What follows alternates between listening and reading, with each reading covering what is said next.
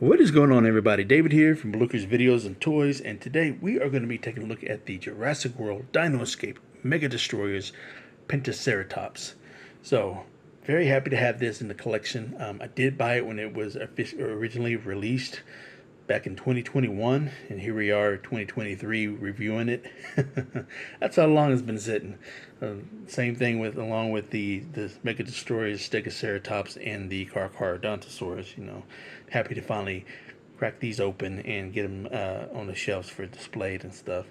So, but anyways, the only downside about this, I just wish that it was a Triceratops instead of a Pentaceratops, because we've all been wanting a large Triceratops, and this is like the perfect size for it.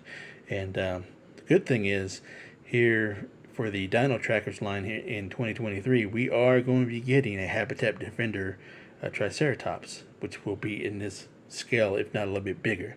So that's the plus side. But I also did bring out one of the trikes that I picked up over the years from Mattel's Jurassic World line, and we'll do a little size comparison. So you let me know in the comments below what you think when we get to that point. All right, so the same style packaging as all the other Mega Destroyers, so we don't really need to go over it. So let's go ahead and crack this thing out and take a closer look at it and see what it has to offer. Alright, so we finally got the Penta out of its packaging, and it's two pieces of capture gear. And I must say, I really love the way this figure looks. And on the side note, the Pentaceratops did live in the Cretaceous period, along with the Triceratops, the T-Rex, and so forth like that, along with those particular species. So, I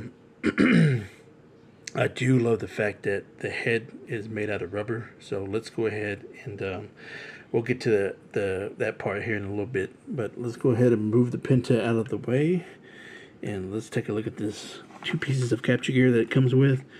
So it does come in it came in as a put together, but we'll have to put it back on the figure once we get to it like that.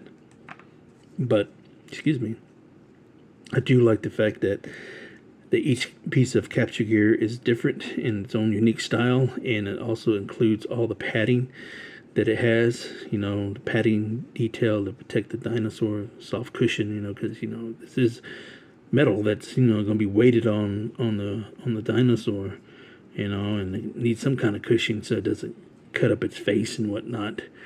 So do like all the gears and everything. Do like the fact that they give it extra detail. Do wish it had a little bit of paint, but overall, as far as solid gray piece of plastic, does look good for what it is.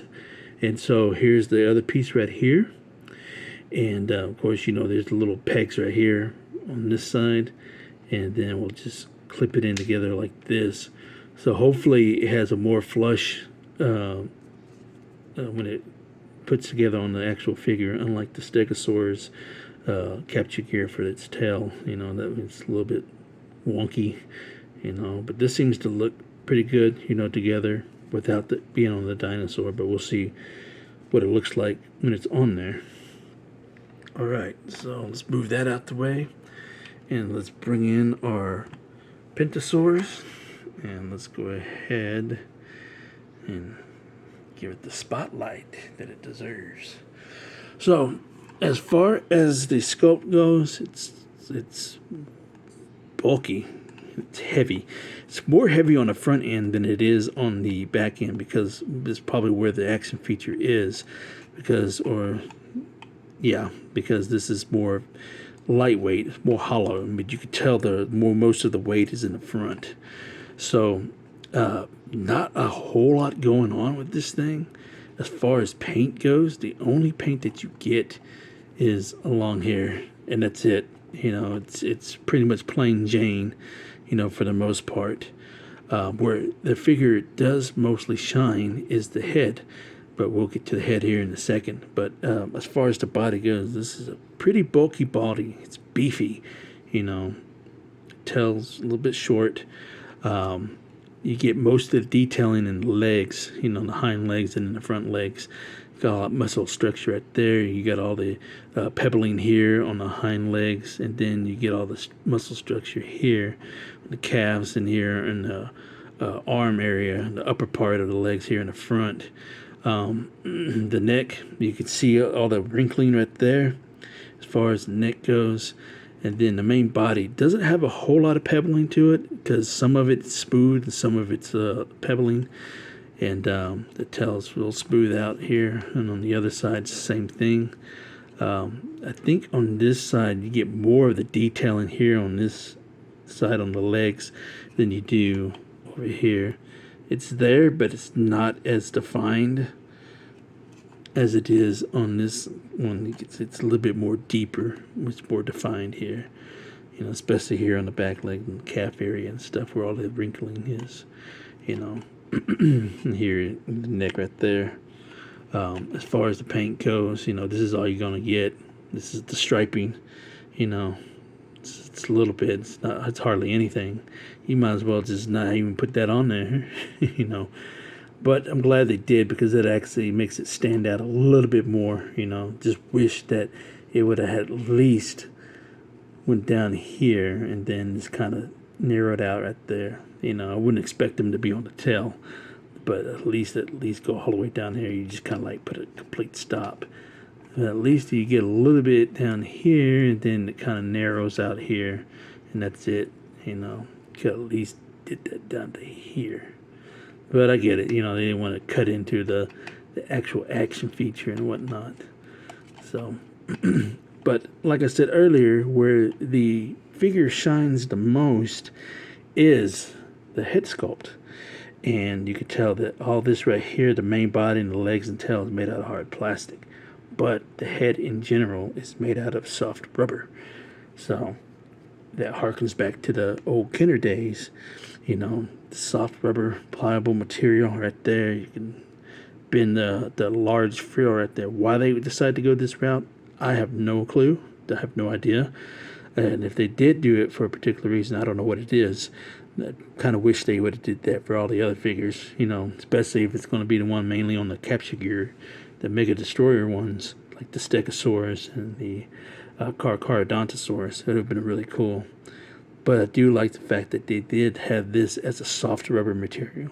It goes to show you that Mattel really put forth the effort, like they did here for this particular head sculpt, that they could make their dinosaurs in this material. But then again, it's rubber. It probably costs a little bit more.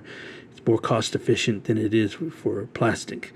So, you know, I get it for a business standpoint, you know. But it would have been pretty cool if we got dinosaurs made out of this particular material, you know. And we'll see how long this holds up over time, you know. Especially if the Kenner ones still held up in a real good condition, you know, then hopefully this will last 30 years as well. But we'll see. But I do can see the paint here on the horns could probably be rubbed off, especially here at the beak, you know, especially if you got kids really actually playing with these things, you know. But I do like the fact that, you know, all these were all painted, especially the horns, you know. And you can tell this is soft pliable, so, you know, it's not, you know, won't hurt anybody.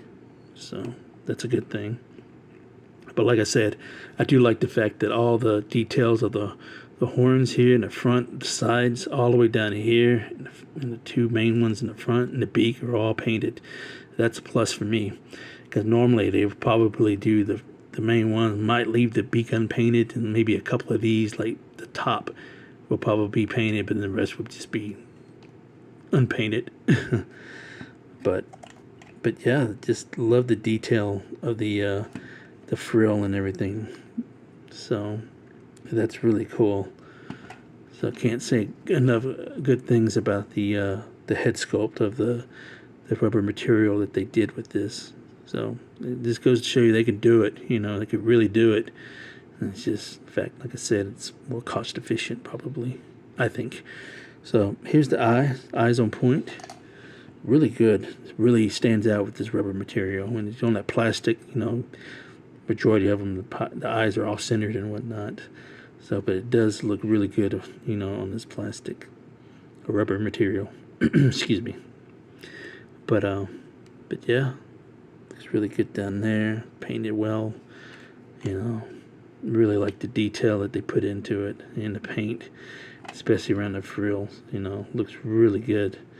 It's like more so on this side than it is on this one. You can tell that it's a little bit more, you know, less on this side than this one. But anyways, enough of that.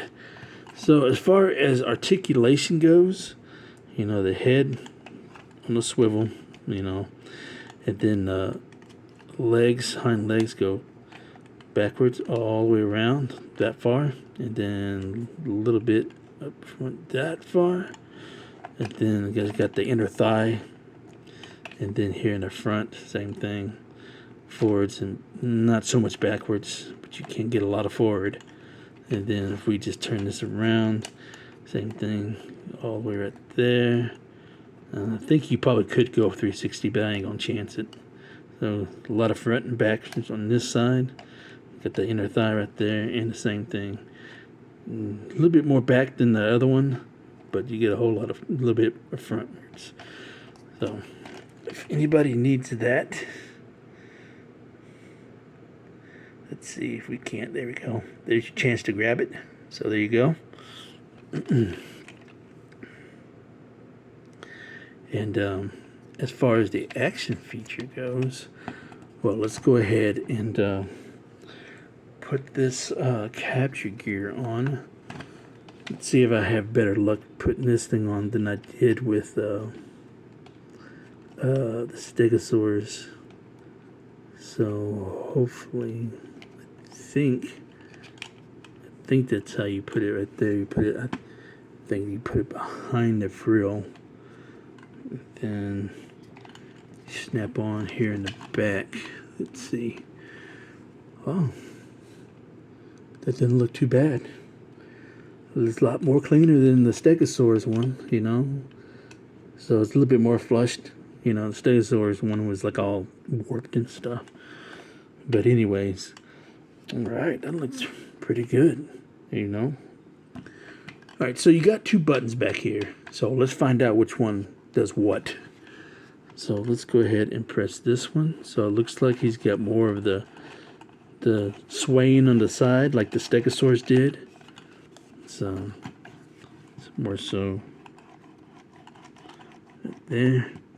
And I think this is the head button one that's supposed to knock off the capture gear. So let's go ahead. So it takes a few tries to get it knocked off, but it eventually did. One side would fall off and the other one didn't all the way until he finally did decide to do it. But yeah, great little gimmick. I love these Mega Destroyer figures because you get 2 in 1 per figure, like 2 action gimmicks per figure. So that's pretty cool. I really do like that a lot. You know, just wish they would make more of these.